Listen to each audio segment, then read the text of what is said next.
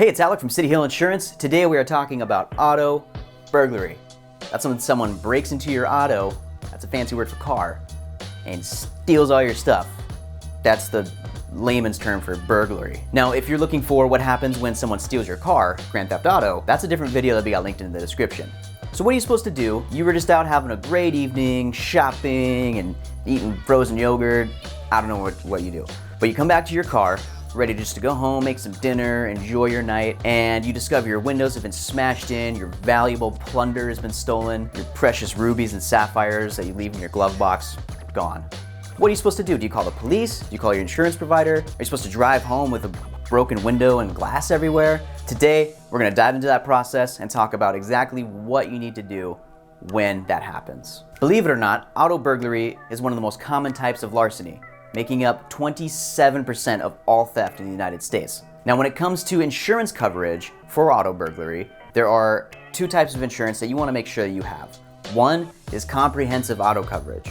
Two is renters or homeowners. Now, comprehensive auto coverage, that's going to cover the damage to your vehicle. And the renters or homeowners insurance, that's going to help cover the things that were stolen. So you're going to want to make sure you have both of those in place in case something like this ever happens to you. So if you want to be sure that you are fully covered if this ever happens to you, go to cityhillinsurance.com and reach out to a Cityhill Insurance Agent, and we'll make sure that you are taken care of and answer any questions that you might have. So a few years ago, I went out with my band on this big tour. We traveled across the whole country. We were gone for weeks, and it was such a fun and amazing experience. We had just played our last show, and we spent the night at this hotel, and the next morning we wake up, we pack all of our stuff, we're ready to go.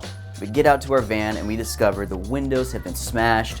All the doors are hanging open, some of our gear's out in the parking lot.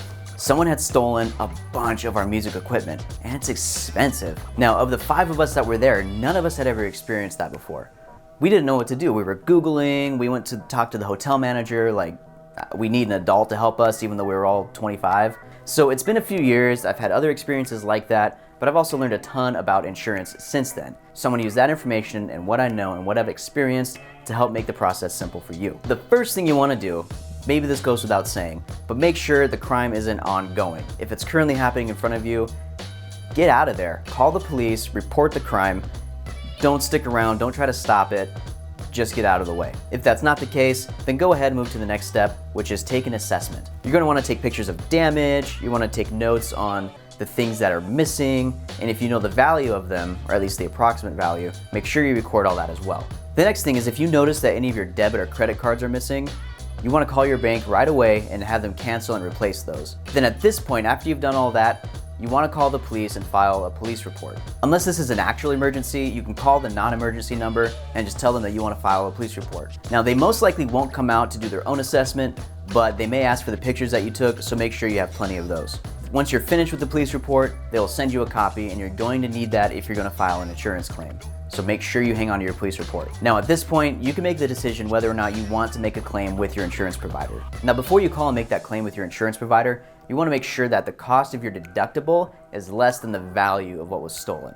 If your deductible is $500, but the value of what was stolen is only $300, then you're gonna end up paying that $300 out of pocket anyway. Plus, filing that claim might raise your insurance costs, so you just need to weigh if it's gonna be worth it or not. Now, of course, there are some things that you can do to possibly avoid this situation altogether, like concealing all your valuables and even perceived valuables out of sight, parking in busy and well-lit areas where anyone would be crazy to try to break into your car, and of course, remember to lock your doors. Some people feel that having your window broken is the most inconvenient part, so they just keep their doors unlocked.